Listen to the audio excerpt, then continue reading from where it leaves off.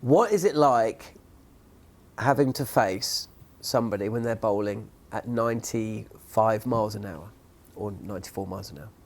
Or 90 miles an hour. 90 miles, but the thing is, you did face 95 miles an hour bowling as well. Yeah. So what is it like facing out and out ridiculous pace bowling?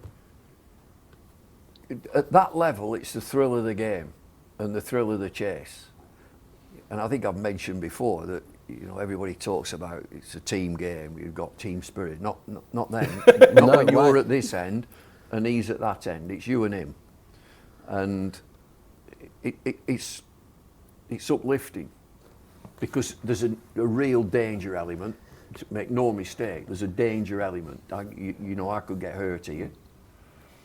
Geoffrey Boycott, when he's asked that question, or he was asked that question a few years ago, what's it like? And his answer was, go and stand in the outside lane of the motorway, and when a car's coming at you at 90 miles an hour, when it gets 20 yards away, you decide what you're going to do. You've got a split second to make a decision.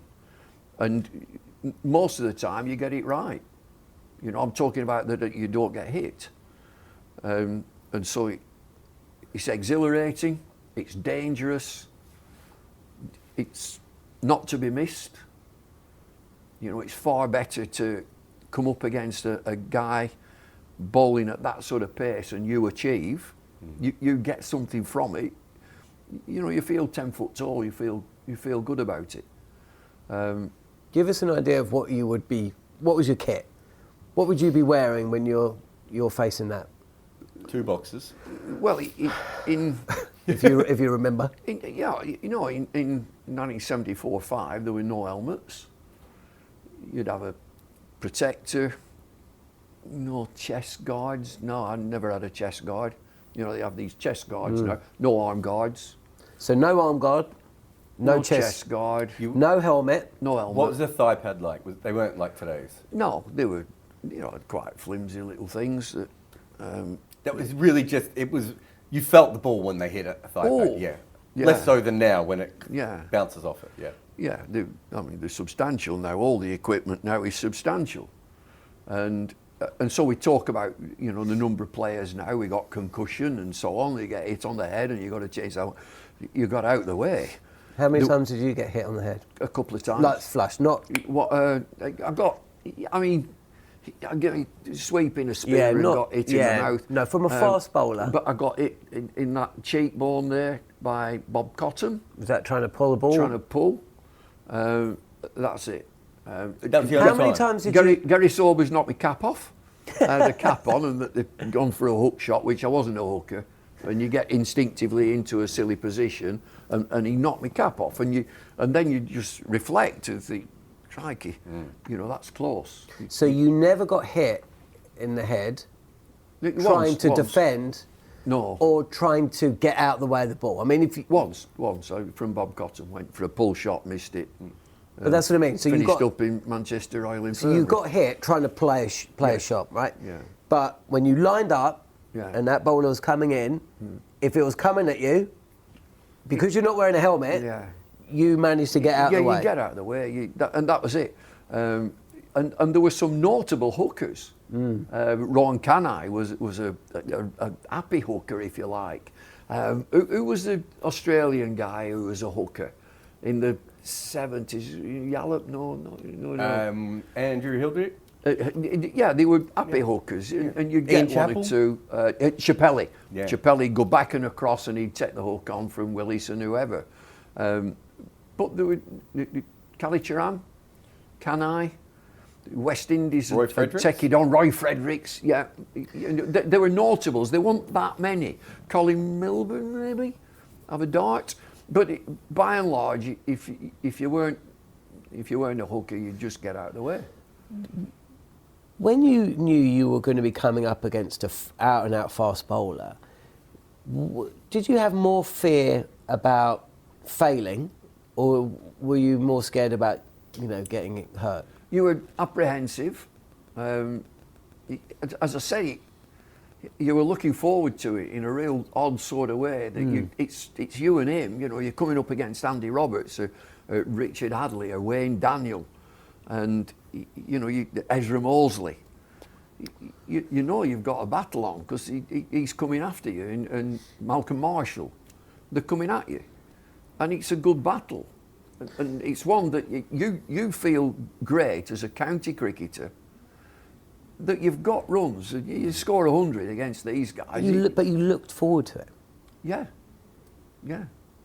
When you're facing fast bowler, did you prefer to face an out-and-out fast bowler who may not have the skills but was faster, or would you prefer to play them but you weren't sure they were quite in control, so you were a little bit unsure where the ball was going to be?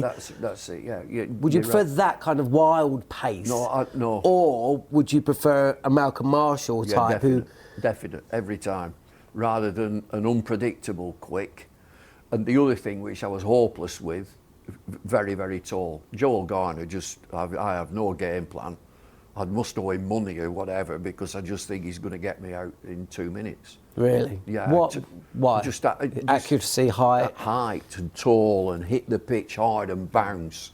So he must have made 22 yards feel small. Yes. Yeah. The 22 yards is reduced. Yeah. In my case. Also, the ball from him. Now there's lots of 6'6" bowlers. Or 6'8", I think he was. Yeah. But you wouldn't have been that used to people getting the ball to come up, because most bowlers were shorter, especially in the back foot no ball era, and they were coming through. And even if you got a taller bowler, they would be 6'2", 6'3", and they might have been slower or floatier. So his angle must have just been unlike anyone else. Yeah. So, they were wonderful bowlers like Andy Roberts and Malcolm Marshall. But you tended to have some sort of game plan. He'd win 9 out of 10. Yeah. He's going to win, because he's world class. But to not have a game plan against Joel Garner, and just dread, he's going to get me out. I know he will. Really? And he did. He had this toe crusher for a start, and he were quick enough. He wasn't the quickest of them, but it was steep bounce, bounce that you're up here. So you could have a game plan that you might stand up tall against a Malcolm Marshall and look to play in front of your face and get it down and so on. But when it's higher and it's coming steeper from shorter, I'd struggle with that big time. And trying to get on top of it, if it's full, it's impossible. always coming up, isn't it? And so you're almost like you're riding it at that point. So to look at modern day fast bowling, just imagine if Durham, Mark Wood. Yeah. Just imagine if he were a foot taller. Yeah. If he was a foot taller, because he comes on, you can see that top class batters, he comes on nice. It's quick. Yeah. Hell, he's quick. But the other guy, Jofra Archer, is same pace, but higher action. A foot higher. Yeah.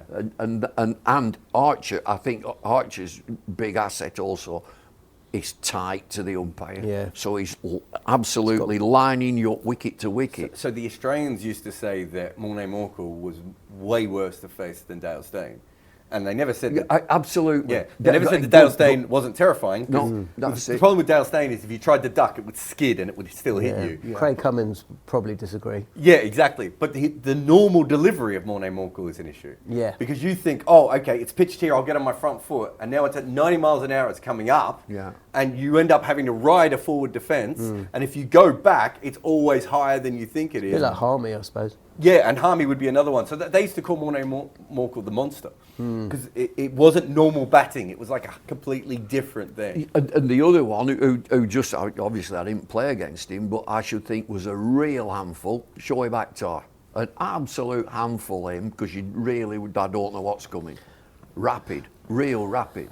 What about someone, so we spoke to Abhishek Jinjawala about facing Lasith Malinga. Yeah. And he faced him in an IPL game, and he said it ended so badly that he was embarrassed. He was deceived so ridiculously, and he walked off the field, and Shane Warne actually saw him walk off and just said, look, mate, you're not the first and you won't be the last to be deceived like Malinga. Yeah. What about that kind of fast part? I mean, obviously there was no one coming in bowling like that, but no. Was it nobody at that stage, when I played, nobody bowled slower deliveries. But it wasn't just slower, is it? It's the angle of Yeah. his Angle, arm. Yeah, we had nobody that I can recall. Pre-World War II, there was a couple of guys with, I'd say, do you remember Fidel Edwards? Yeah. Yes. Yeah. So Fidel Edwards is kind of halfway between a normal bowler Yeah, and Malinga. yeah. And isn't he? quite short Quite as short. well. I think there's a few guys like that. With the old back foot no ball law, it made sense to sort of sling it in a little bit more. But when you got to the front foot, you went higher until Malinga comes along. So I remember talking to batters. I can't remember who it was, but it was an international batter who was telling me that the biggest problem was you're facing Malinga, and you know in your intellectually that the ball's going to come from the middle of the umpire's chest, right? Yeah. But as he runs in, you start to look where a bowler is releasing the ball, and you can't, in the millisecond it takes, so even when he got slower, he had always a yard of pace on everyone, because you can't do it. And it's the same, have you ever heard a batter talk about reverse swing? And what they'll say is, they know it's going to reverse swing, they can sometimes see it in the hand, they know the last ball is a reverse swing, but when the ball comes up, they see the seam is aiming for the ball to be swinging away, and so they think, oh, it's going to swing away, and it's that millisecond that makes it. I mean, with any sort of delivery, you know what's coming. It's how you play it. Yeah. From Ed Cowan wrote that great piece about facing Mitchell Johnson. Yeah. Same thing, really, wasn't it? Telling yourself his left arm, obviously, and he's coming from, wasn't there, was it? sling. Slinging. Setting yourself up, blah blah blah. But you couldn't get behind the ball, and Yeah, I that was remember it. Swanee talking to me about, and I've never done this piece, but there's a big piece I want to do about Mitchell Johnson specifically and all the guys he bowled to in those 8 tests. And Swanee's saying, I faced Jarrod Bakhtar, so Jarrod was a little bit quicker. I faced so-and-so, and he had a better bouncer. And he said, but the problem with Mitchell Johnson was there hadn't been a bowler that fast with that kind of an action before. And so when all your movements, when you're facing a fast right-arm bowler, is to get inside the line. If you do that to a left-hander, the angle follows you, and you're suddenly like, there's nowhere left to go. All of my movements, and it's something as similar as that. I think it was Angles are important. Yeah, angles are really important. That's what Jack Bannister always used to talk about. Yeah, and all about angles. And so those little changes, I can't remember who it was, but it was there's a really good Pakistani batter who went up against Murali and ending up having to see an eye specialist because he said, I don't know where to look. It wasn't that his eyesight was gone, but he was saying, if an off-spinner comes in, I know exactly what part of the hand to look at. He said, but with Murali, he's inverted bowling by coming over the back, and I don't know where to look. And so until the ball's out, I don't have any advantage. And you've lost a split second. And that's what he was trying to say. And so that's what Malinga does. That's what Bumrah does with that little bit, that lean-in action compared to everyone else. That's what Max Walker did. I don't think we have enough Max Walker chat. I hope there's a lot of people Googling Max Walker because it was a very good bowling action. It's angles.